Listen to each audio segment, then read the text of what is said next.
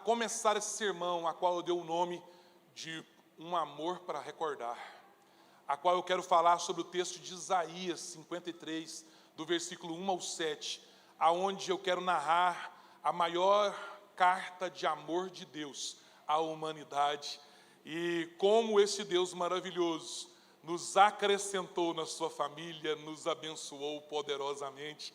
Então é com base em Isaías 53 que hoje nós vamos conhecer este amor, essa história para recordar. Amém? Você que trouxe a sua Bíblia Sagrada ou o seu aplicativo de Bíblia, vamos acompanhar a leitura, Isaías 53, do versículo 1 ao 7. Assim diz o texto santo: quem deu crédito à nossa pregação e a quem se manifestou o braço do Senhor? Porque foi subindo como renovo perante ele e como raiz de uma terra seca. Não tinha beleza nem formosura e, olhando nós para ele, não havia boa aparência nele, para que o desejássemos. Era desprezado e o mais rejeitado entre os homens, homens de dores, experimentado nos sofrimentos, e um de quem os homens escondiam o rosto. Era desprezado e não fizemos dele caso algum.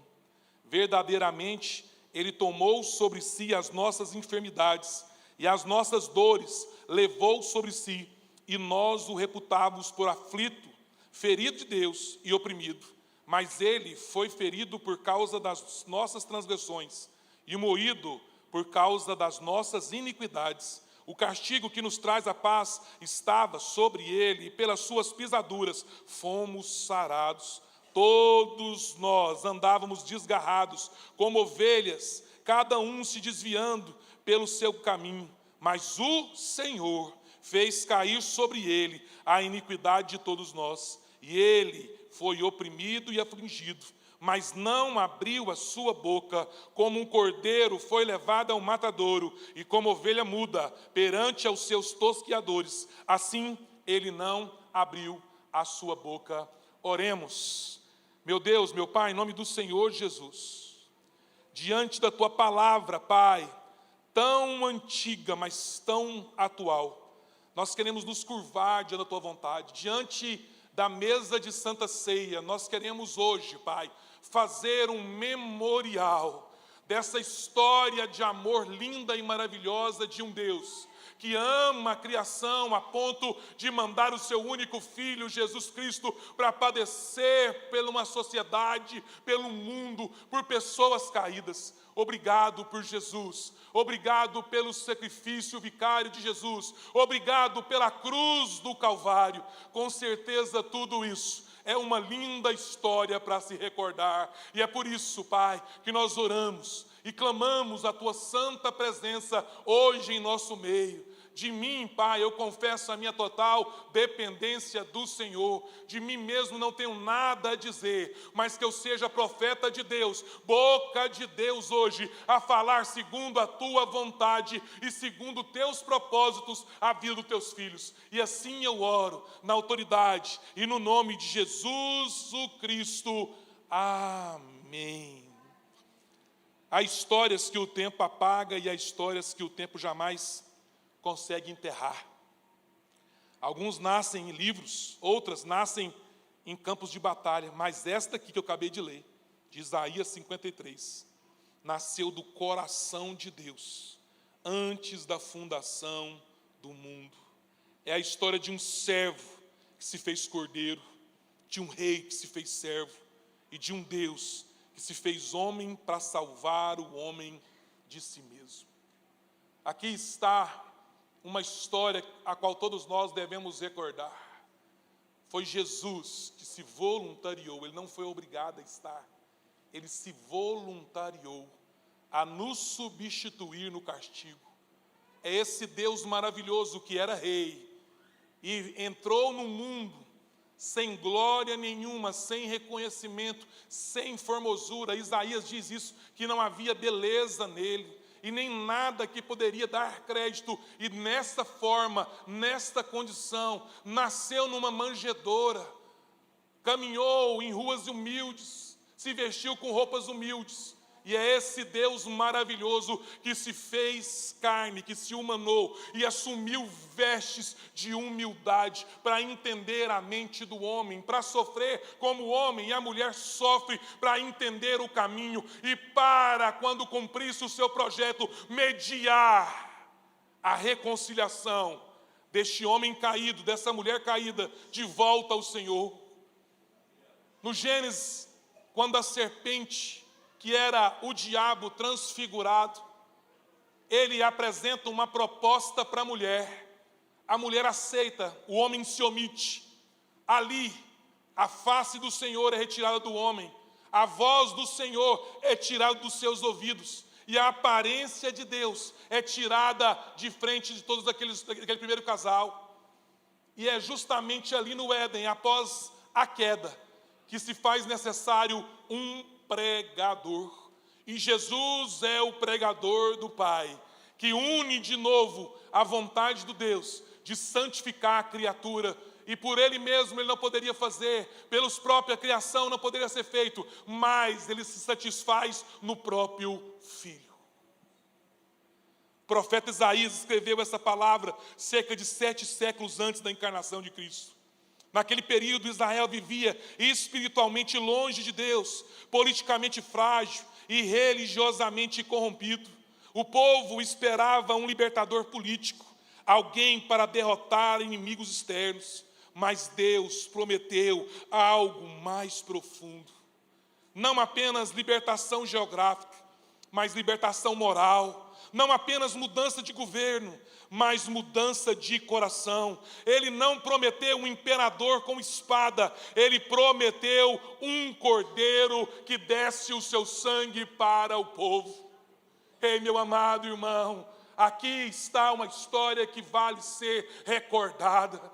Israel esperava um novo Davi, um novo descendente da casa de Davi. Ele esperava um imperador para subjugar os povos com espada na mão e para liderar o exército de Israel numa grande campanha de expansão, uma grande campanha de conquista. E eles não aceitam essa ideia de que o Filho de Deus, também conhecido como Yeshua, o Yamashia, o ungido de Deus, viria numa forma tão simples, tão modesta como um carpinteiro galileu. Eles não admitiam essa forma, e isso desagradava o clérigo naquele tempo, desagradava os religiosos naquele tempo, e é nessa forma que Jesus se apresenta como Filho de Deus e inaugura um tempo de reino de Deus sobre toda a humanidade. Isaías 53 é um evangelho em forma de evangelho. Isaías 53 é uma profecia em forma de evangelho. Você vê claramente o evangelho de Jesus sendo narrado nas profecias do profeta Isaías. Esse capítulo é uma radiografia do Calvário. Cada verso é uma ferida aberta, cada linha é regada de sangue e ainda assim cheia de amor. Não é apenas relato de sofrimento, é um relato de substituição, perdão e reconciliação. Eu quero tirar um tempo para te explicar sobre isso. O que Jesus fez, você não poderia fazer, eu não posso fazer, e nenhuma instituição tem poder para fazer. O que Jesus fez, essa tríade abençoada, que é justamente a substituição. Nós precisávamos ser substituídos por alguém que não tivesse pecado. Nós precisávamos dessa substituição, e Jesus se voluntariou e tomou o nosso lugar na cruz do Calvário, e levou sobre si os nossos castigos, ele levou sobre si as açoites, os tapas no rosto, os cuspes na cara, ele levou sobre si toda a malcriação, ele levou sobre si uma multidão que outrora recebia ele nos portões de Jerusalém, com palmeiras. Eu acho que esse nome é profético, até no nome que está aparecendo, amém? Recebeu com palmeiras, todo mundo balançando aqui, e recebendo como um povo de Deus, recebendo como filho de Deus, como a raiz de Davi. É o mesmo povo que diabolicamente entoa uma só voz, junto com os sinédrios, os fariseus, pedindo por Barrabás, clamando para que libertasse Barrabás e crucificasse Jesus. Era o mesmo povo que havia recebido como rei, é o mesmo povo que pede a morte de Jesus a Pôncio Pilatos. O profeta vai dizer: quem creu em nossa pregação?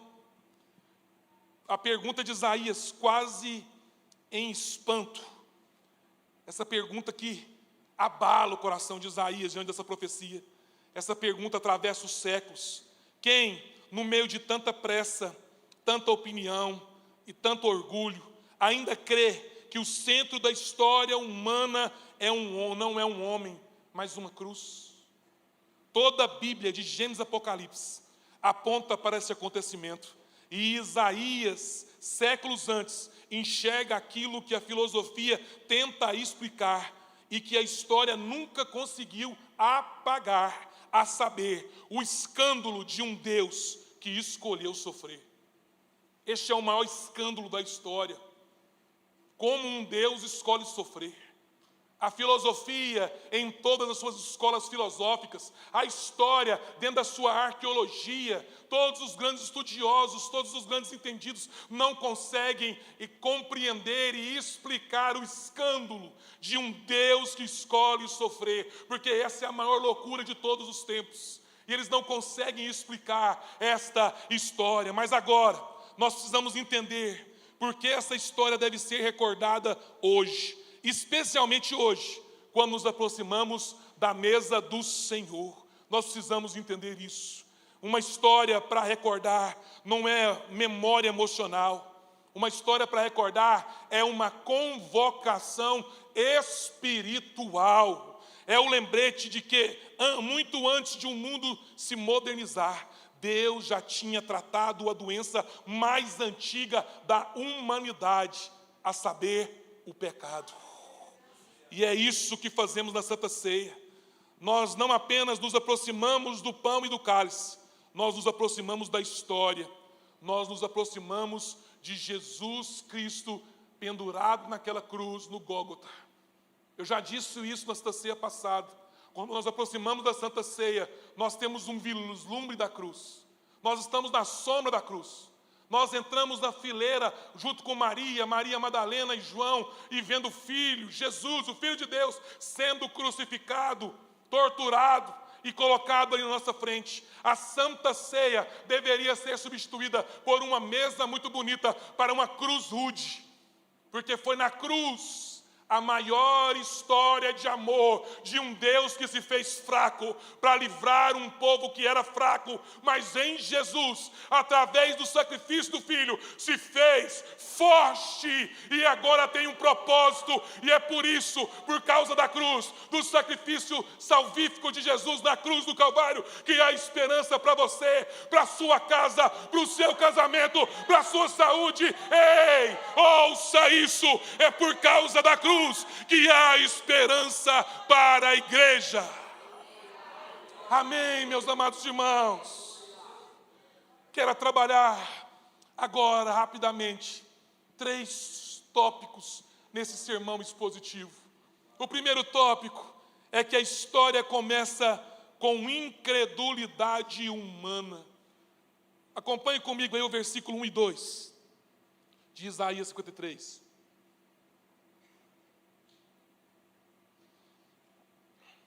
Olha só o que vai dizer o versículo 1 e 2.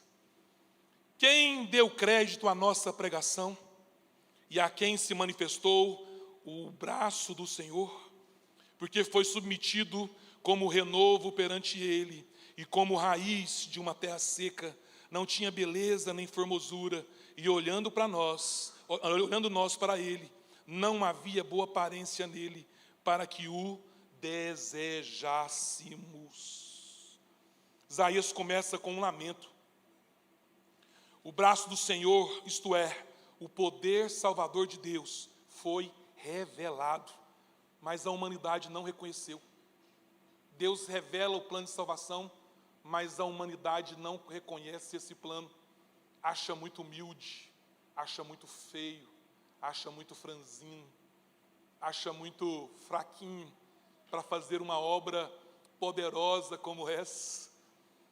O Messias veio, mas passou despercebido. O mundo esperava força visível, e ele veio em forma de fraqueza aparente. O mundo esperava majestade exterior, e ele veio como uma raiz em terra seca, como diz Isaías. O filósofo Kierkegaard chamou isso do paradoxo eterno, o infinito que se torna finito, o todo-poderoso que escolheu fraqueza. Ei, meu irmão, minha irmã, olha para cá e preste atenção nesse ponto. Esse é o ponto que fere todo orgulho humano. Esse ponto é o ponto que fere todo orgulho humano.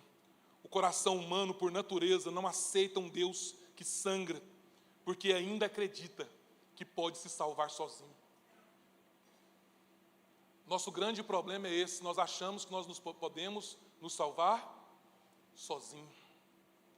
Isaías descreve Cristo assim: sem aparência que nos agradasse, sem atrativo humano, sem prestígio político, sem aparato religioso. E isso aqui expõe um fato espiritual, preste atenção. Deus não se escondeu, foi nós que fechamos os olhos para Ele. Escute isso, meu amado irmão, escute isso, minha amada irmã, preste atenção a essa rema, a essa palavra que está sendo rememorada e está sendo revelada ao teu espírito. Não foi Deus que se escondeu, querido, foi nós que fechamos os olhos para Ele. É nós que todos os dias esquecemos o que Ele fez na cruz do Calvário. É nós que preferimos o pecado. É nós que preferimos o mundo. É nós que temos buscado os prazeres momentâneos deste mundo e esquecemos o que Jesus fez na cruz do Calvário. E é esse ato da cruz que garantiu o nosso passado, que está garantido o nosso presente e que já abriu as portas do céu para o nosso futuro. É sim a maior história de amor que já foi escrita pelo homem. A história de um Deus sofredor, humilde, um carpinteiro, um pescador que veio humilde para salvar toda a humanidade. Ei, não teve uma espada, não teve uma batalha, não teve nenhuma guerra, mas Ele sozinho confrontou toda a ideia humana. Só existe antes de Jesus e depois de Jesus. A história foi marcada por esse nascimento e por essa escolha. A história está marcada pela cruz de Cristo. Aleluia! Essa cegueira espiritual é a primeira ferida que o Evangelho cura.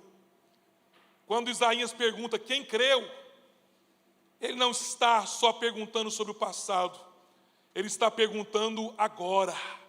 Quem entre nós crê de fato que a salvação depende de Cristo e não de si mesmo? Te devolvo essa pergunta, meu amado irmão e amada irmã. A salvação depende de Cristo ou de você? Deixa o Espírito Santo de Deus ministrar essa verdade no teu coração. Recordar essa história é admitir algo que o nosso coração odeia confessar. O nosso problema não é ignorância, o nosso problema é soberba. A fé não é produto do nosso raciocínio, é fruto da revelação de Deus. E é quando Deus abre o coração que o invisível se torna evidente. Escute isso. De repente o desprezado se mostra glorioso, o fraco se mostra forte e o cordeiro se revela como o próprio Deus encarnado. E antes de tomar a ceia, é essencial que ninguém venha à mesa de Cristo com soberba. Só se senta quem entendeu que precisa ser salvo. Escute isso. A Santa Ceia é uma declaração pública da nossa indignidade. Quando nós chegamos aqui, nós vemos que nós somos indignos e que nós não merecíamos o sacrifício de Jesus. Então eu não posso vir com soberba, mas com humildade. Eu tenho que vir humilde, aquebrantado. Há algumas igrejas na África que na prática da Santa Ceia, aqueles irmãos que não têm nada, não têm conforto, não têm carro, não têm comida e estão sendo em muitos lugares assassinados por causa da sua fé. Quando eles vêm na Santa Ceia, e não é uma mesa bonita, tão bem trabalhada e feita como essa aqui não, uma mesa mais simples. Eles vêm E quando eles pegam o pão numa mão e o suco de uva no outro, eles caem sobre os joelhos e choram. Eles choram e algumas mulheres gritam: Senhor, eu não merecia, Pai, estar aqui. Obrigado por Jesus, que somente pelo sacrifício do teu filho na cruz do Calvário eu tenho agora um pão e eu tenho agora esse suco de uva. É por causa de Jesus que eu estou aqui, é por causa de Jesus que eu existo. Obrigado por isso. Ei, esse é o sentimento, não um sentimento de soberba, mas um sentimento de humildade e de entrega total a um Deus que já fez tudo por você. Ele não fez uma parte, Ele não fez 50%, Ele fez tudo por você ao morrer na cruz do Calvário. Deixa o Espírito Santo de Deus ministrar o teu coração. Aleluia! A fé não é produto do nosso raciocínio, não, querido. Ela não é. Ela não é produto do nosso raciocínio. A fé é produto do que Jesus fez e nós devemos crer nela. Segundo ponto que eu quero trabalhar nessa história que merece ser recordada é a história se aprofunda na dor substitutiva. Repete comigo: dor substitutiva. Glória a Deus. Isaías vai dizer o seguinte: era desprezado e o mais rejeitado entre os homens, homem de dores e experimentado no sofrimento, mas ele levou sobre si as nossas enfermidades e as nossas dores levou sobre si. Preste atenção nisso. Aqui o texto muda de voz. Você percebeu? Deixa o Espírito Santo trabalhar no seu coração. Aqui o texto muda de voz. Isaías não fala mais ele de longe. Ele começa falando ele. Mas aqui, a partir deste texto, o texto muda de voz. Isaías começa agora a dizer nossas, em vez de ele. Ele começa a dizer nossas dores, nossas enfermidades, nossas transgressões. Ele está dizendo: isso tem a ver comigo, isso tem a ver com você. Esse é o coração de Isaías 53. Cristo não sofreu genericamente, Ele sofreu pessoalmente. Não morreu por uma ideia religiosa, morreu por pessoas concretas, como eu, como você, como a sua casa, como os seus filhos, como os seus netos, como as pessoas que estão no Brasil, como toda essa cidade que precisa ser ganha para o Senhor Jesus. Ele não morreu por uma ideia, nem por uma filosofia, nem por uma placa de igreja. Ele morreu por pessoas concretas, feitas de carne e de sangue. Foi por essas pessoas que Ele morreu, Cristo. Cristo morreu por você, querido. Já pensou nisso? Cristo não sofreu genericamente, não. Ele morreu por você. A filosofia olha para isso e chama de absurdo moral. Quando eu estava fazendo o meu curso de filosofia, pasme, eu, na altura do campeonato, já tinha feito direito, já tinha feito administração, já tinha feito teologia. Eu decidi ir. Um dia não estava fazendo nada mesmo, né? E cheguei um dia: amor, vou estudar de novo, né? E já com 40 anos de idade, me inscrevi para fazer um curso de licenciatura em História e Filosofia. E quando eu estava estudando sobre essa parte das escolas filosóficas, sobre a filosofia, e é lógico, né? Como pastor, eu fui entender o impacto da filosofia na mentalidade de Cristo, na filosofia de Cristo. E eu entendi uma coisa muito interessante. A filosofia entende a obra de Cristo como um absurdo moral.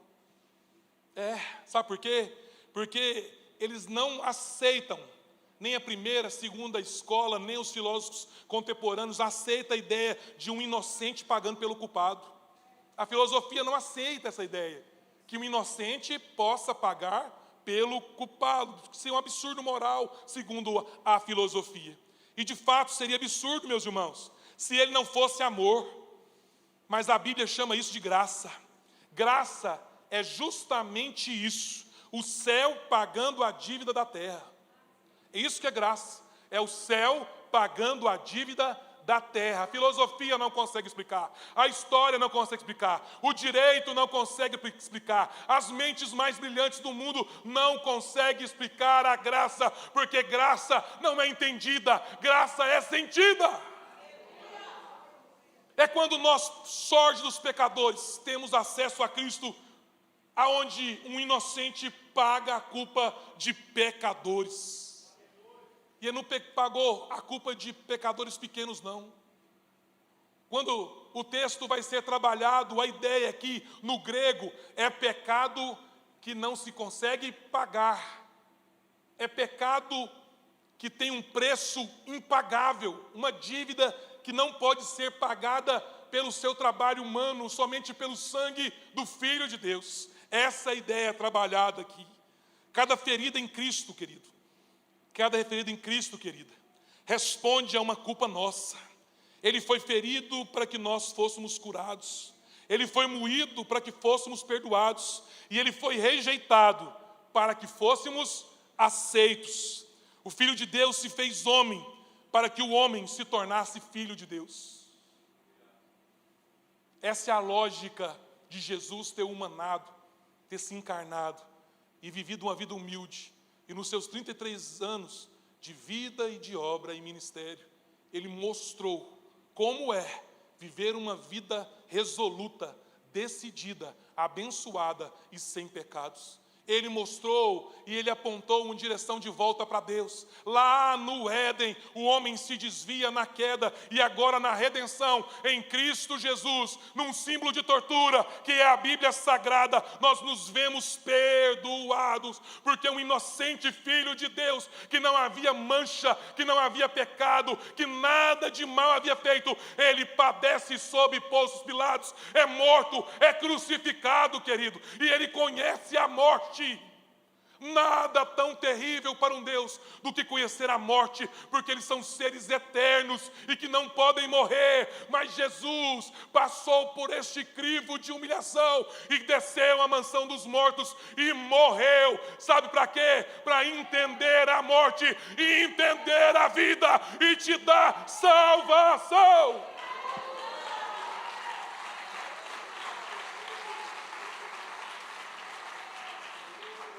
Aleluia! Ou seja, meus amados irmãos, ele tomou o que era nosso, culpa, para dar o que era dele, filiação. Ele pegou sua culpa e te deu filiação. Ele me dá aqui tudo que você tem de culpa, filho. E agora como é que é o seu nome? Ah, meu nome é Maria, meu nome é José, meu nome é Felipe, meu nome é William, meu nome é Jefferson, meu nome é Joana, meu nome é Ana, meu nome é Sara, meu nome é Pedro, meu nome é Emily, meu nome é esse, não é mais o seu nome. Agora acrescente depois do seu nome, Emily, filha de Deus. Felipe, filho de Deus. Guilherme, filho de Deus. Priscila, filha de Deus. A partir de agora, ele pega a sua culpa e te dá filiação. É Fábio, filho de Deus. E esse sobrenome ninguém pode te tirar, meu amado irmão. E é isso que a Santa Ceia anuncia. O pão partido lembra um corpo que foi entregue, e o cálice lembra do sangue de Jesus, que foi derramado pelos nossos pecados. E há um detalhe aqui, que não pode ser esquecido. Preste atenção, meu irmão e minha irmã. Isaías o chama de homem de dores. Quem percebeu isso no texto? Ele chama Jesus de homem de dores. Isso significa que a dor não tocou Jesus apenas no fim da sua vida. A dor acompanhou sua encarnação inteira. Ele conheceu rejeição, ele conheceu humilhação, ele conheceu abandono, ele conheceu injustiça, ele conheceu ataque, ele conheceu calúnia, ele conheceu que passar frio, que passar medo, que ser perseguido, que ser injustiçado. Não existe uma coisa que você já tenha passado ou está passando que Jesus não passou dor igual. Ele conheceu todas as dores da humanidade, e é por isso que Isaías, profetizando 7 séculos antes da vinda do Filho do Homem, ele já diz: ele era homem de dores, porque ele já sabia, Deus já sabia o fim, Deus do começo, e ele sabia que ele viria para entender a sua dor, para pelejar por você nessa dor, como advogado à direita de Deus Pai. Ele conhece a sua dor, meu amado irmão. Ele conhece a sua dor, minha amada irmã. Ele experimentou a dor mais profunda que um ser humano pode sentir: ser tratado como indigno, enquanto carregava a dignidade perfeita. Você imagina você ser tido como desonesto, como você sempre foi honesto? Imagina alguém te chamar de mentiroso, como você sempre prezou pela verdade? Imagina alguém falar que você fez uma coisa que você não fez. Já imaginou isso? Foi o que fizeram com Jesus. Foi o que fizeram com ele. Reputaram ele, culpa que não era dele. E ele padeceu por culpa dos outros. E o interessante é que ele fez isso voluntariamente. Ele escolheu você, filho. Ele escolheu você, minha irmã. Ele escolheu você, jovem. Ele escolheu a sua família. Ele escolheu você. Ele preferiu você. O Pai preferiu você. Ele enviou o seu filho para morrer porque ele preferiu você. Deixe o Espírito Santo de Deus ministrar isso ao teu coração. Mas repare, meus irmãos, ele não apenas suportou a dor, ele assumiu a dor como parte da missão. Por quê? Porque amor verdadeiro não foge da dor. Amor verdadeiro, quando a dor é o caminho da redenção, ele é uma alternativa. Foi o que Jesus fez. Ele escolheu o caminho da dor. Homem de dores, para que você não tivesse dor, para que você não conhecesse esse caminho de angústia, e para que ele fosse um intercessor junto ao Pai. E é por isso que quando nos aproximamos da ceia, a postura correta não é gratidão humilde. Quando nós estamos na ceia do Senhor, na mesa, a postura não é uma gratidão humilde. É recordar essa história e lembrar: cada pecado perdoado teve preço. Cada perdão recebido custou sangue. Graça não é barata, meu irmão. Graça não é barata, minha irmã. A graça custou a morte de um justo, o único justo que já existiu. A graça não é barata. Ela custou a morte do único justo que já pisou na face dessa terra. Terceiro ponto e caminho para o fim. A história revela a justiça de Deus e a obediência do Filho. Veja lá o versículo 6 e 7. Todos nós andávamos desgarrados como ovelhas, cada um se desviava pelo seu caminho, mas o Senhor fez cair sobre ele a iniquidade de nós todos. Isaías aqui toca o centro da questão moral do universo. Preste atenção. Como Deus pode continuar sendo justo e ainda assim perdoar alguém que é injusto? Essa aqui é uma questão paradoxal, é uma questão que os estudiosos tentam explicar há anos. Livros foram escritos sobre isso. É um paradoxo universal. Como, se Deus é santo, resolve perdoar pessoas injustas, impuras, pecadores? A resposta, querido, é a cruz. Deus não varreu o pecado para debaixo do tapete. Ele não fingiu que não viu. Ele não relativizou o mal. Ele colocou o pecado em Cristo e o julgou em Cristo. Vou repetir. Ele colocou o seu pecado em Cristo. O pecado da sua descendência, da sua geração, dos seus antepassados e os pecados da sua geração que está por vir. Colocou todo este pecado em Cristo e julgou Cristo. Foi isso que ele fez. A misericórdia não cancelou a justiça. A misericórdia cumpriu a justiça. Cristo é ao mesmo tempo o cordeiro que é oferecido e o juiz que absolve.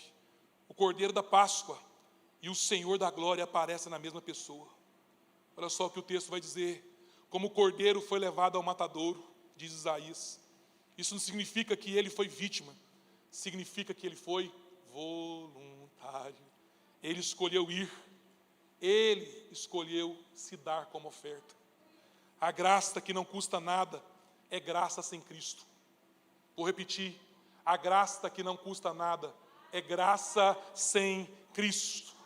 A graça bíblica custou tudo a Cristo. Custou sangue, custou humilhação e custou silêncio. Esse silêncio, aliás, é impressionante. O texto vai dizer: e como ovelha muda perante seus tosqueadores, ele não abriu a boca. O silêncio de Jesus não foi covardia, meu irmão. O silêncio de Jesus não foi covardia, minha irmã. Ele escolheu não se defender, porque sua defesa não seria um argumento. A sua defesa seria a ressurreição. Ele não escolheu uma narrativa, ele não escolheu se defender, mas, em outras palavras, ele disse para todos aqueles que o condenavam injustamente, ele disse para Pôncio Pilatos, para o exército pretoriano que o pregava na cruz, e para todos os fariseus que queriam a sua morte, ele diz: não me defenderei com palavras, mas ao terceiro dia, às 3 da tarde, eu te darei a minha resposta. Ei, chore, cantere, cheia, ararabalai, ei, cantere, choramas. Aleluia, a minha resposta eu te dou no domingo às 3 da tarde. E a palavra de Deus diz que a pedra não suportou. O texto usado no grego é que a pedra explodiu. Tamanha a glória do Senhor. E ele sai do meio dos mortos. E ele vai para o seu ministério terreno. E as mulheres perguntam, e o anjo responde: ei, minha filha, por que tu procura entre os mortos aquele que está vivo? Ei, ele desceu da cruz e ele saiu da tumba. Isso significa que a cruz está desocupada, a tumba está vazia, mas o trono está ocupado pelos séculos dos séculos dos séculos. Ei, aleluia! O trono está ocupado e é de lá que um dia ele virá. Ei, ele não é mais cordeiro, agora ele é o leão e ele tem o cetro na mão e ele julgará vivos e mortos. É esse Deus maravilhoso que nós celebramos na Santa Ceia. É a história desse Deus que vale a pena ser recordada. É um amor para recordar, é uma história para recordar, porque não é história de derrota, é a história que um Deus se fez fraco para vencer o mundo e agora ele vive, e porque ele vive, há esperança para a igreja. A esperança para a tua família, para a tua casa, para o teu casamento. Ele está vivo. Aleluia. Glória a Deus. Aleluia. Recordar essa história, especialmente da ceia, é entender duas coisas ao mesmo tempo. Preste atenção. A primeira coisa: o mal não foi vencido pela força da espada humana. O mal foi vencido pela obediência perfeita do Filho de Deus.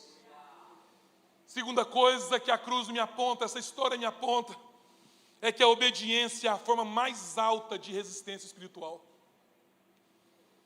Você quer vencer o diabo? Você quer vencer as trevas? Não é com força que você vai vencer, é com obediência. Obedecer é melhor que sacrificar, de Jesus. A obediência é o coração de Isaías 53. É o coração que Isaías 53 defende aqui. A ceia nos chama a lembrar disso. Fomos salvos não apenas pelo amor de Cristo, mas também pela obediência de Cristo. Ele obedeceu até o fim. Ele obedeceu até a morte. Ele obedeceu até a cruz. Termino te dizendo: a história humana até hoje é escrita com sangue de guerras, vingança e vaidade. Mas a história da salvação é escrita com o sangue da reconciliação. Quando voltamos a Isaías 53 e nos voltamos ao centro da fé cristã, Deus nos amando de forma justa, sem negar quem Ele é. A nossa cultura tenta apagar essa história em nome da autonomia, mas quando o homem mata Deus, para usar a expressão de Nietzsche, ele descobre que matou também o sentido da vida. Toda vez que você mata Deus em alguma área da sua vida, você matou o sentido da vida. Nietzsche tentou matar Deus. Ele disse: Deus está morto. Morreu enlouquecido, tirando a sua própria vida, se portando como um animal. Depois, filósofos, depois de Nietzsche, descobriu isso, que se você tirar Jesus da equação, você também tira o sentido da sua vida, querido. Jesus tem que estar na sua vida, tem que estar no teu coração, tem que estar na sua família, tem que ser o seu primeiro pensamento. Jesus tem que ser tudo para você. A nossa cultura tenta apagar isso, mas ela não vai conseguir. Nós vivemos numa época que fala muito de liberdade, mas está prisioneira de si mesmo. Nós vivemos numa época que se fala muito de dignidade, mas trata pessoas como objetos. Nós vivemos numa época que se fala muito de amor, mas nós não sabemos mais o sentido da aliança. E é por isso que precisamos recordar, querido. Porque esquecer a cruz é esquecer quem somos, é esquecer o que nos salvou. A cruz é o púlpito do qual Deus prega o seu amor. Quando nos aproximamos da mesa, é isso que ouvimos de novo. O pão nos lembra, ele foi partido. O cálice nos lembra, ele foi derramado. A ceia não é a declaração pública. Eu só estou aqui porque ele tomou meu lugar, querido. A ceia é uma declaração pública que diz isso. Eu só estou aqui porque um dia ele tomou o meu lugar. Recordar isso é entender que a cruz não é o fim da história.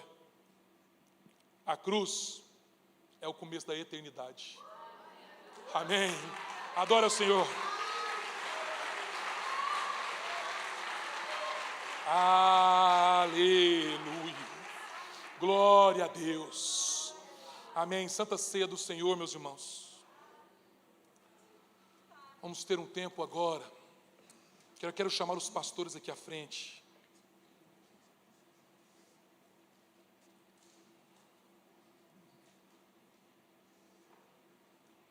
Todos os pastores, por favor, aqui à frente, os oficiais dos seus lugares.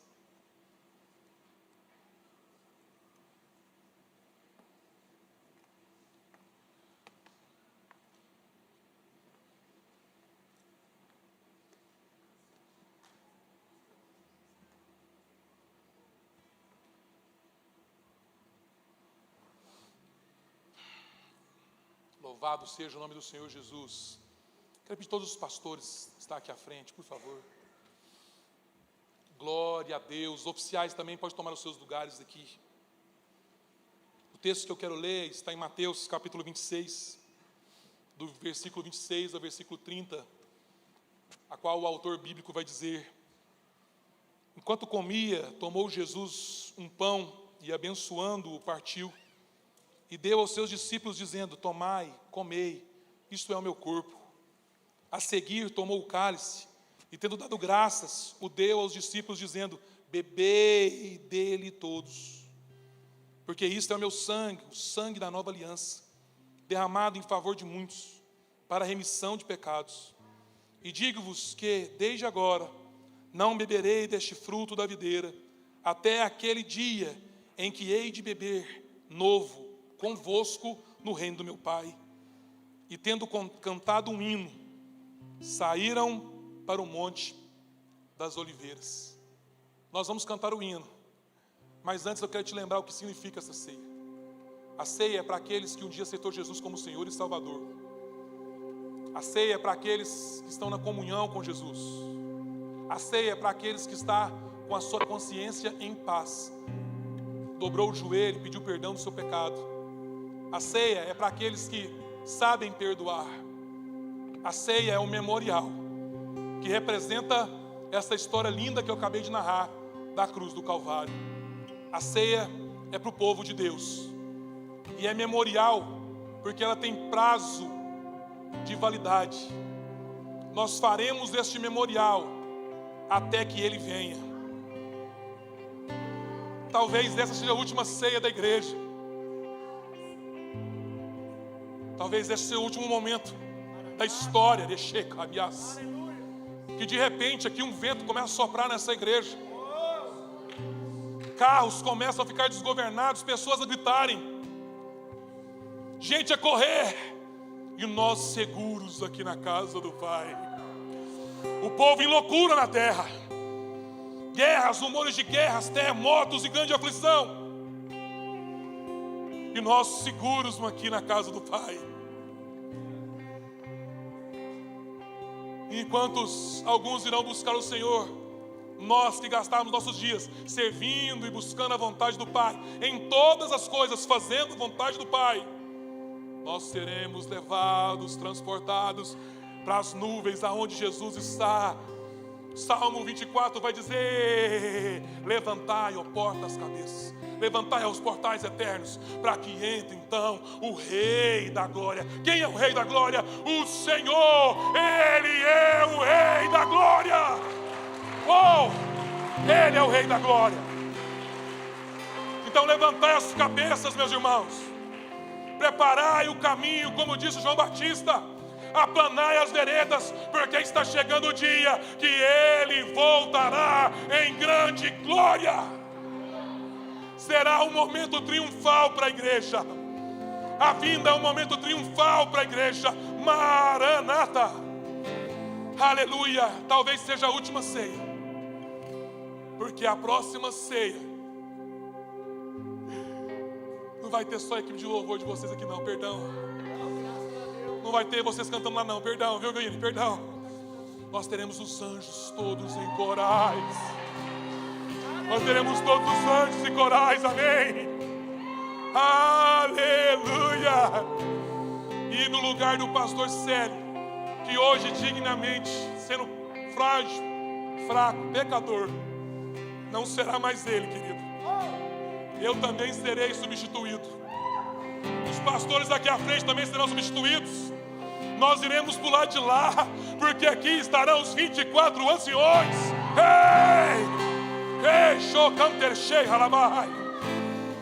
Aleluia. E no lugar de um pastor que preside a ceia, não terá mais um homem carnal, será o Filho do homem.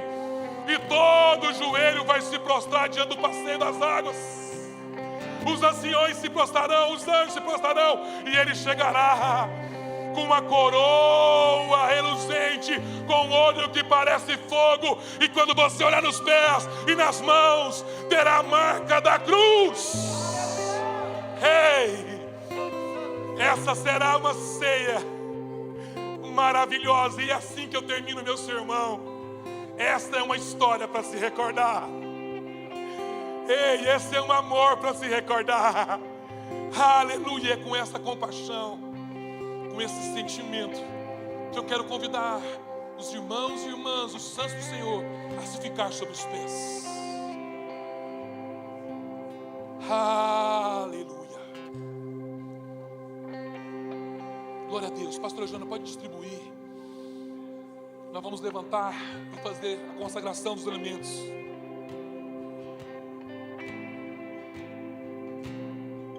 Aleluia. Pode levantar, por favor, os elementos. Tenha as suas mãos aqui. Pastor, nosso Deus, nosso Senhor Jesus Cristo, nós queremos apresentar ao Senhor agora, e também apresentar à igreja, meu Deus, conforme está escrito em Mateus 26, versículo 26 e 27. Jesus disse: tomai e comei, isso é meu corpo. E é nessa forma que nós apresentamos o pão, Senhor, que será ingerido e que será o seu próprio corpo, que simboliza o corpo que foi esmagado, o corpo que foi espremido, o corpo que foi colocado na cruz, ao corpo que levou sobre si todas as nossas dores e todas as nossas enfermidades. Mateus também disse que ele levantou o cálice e deu graças e disse aos discípulos: bebei dele todos, porque isto é o meu sangue, o sangue da nova aliança, derramado em favor de muitos para a remissão dos pecados. É nesses termos que nós damos graças e abençoamos os elementos e repartimos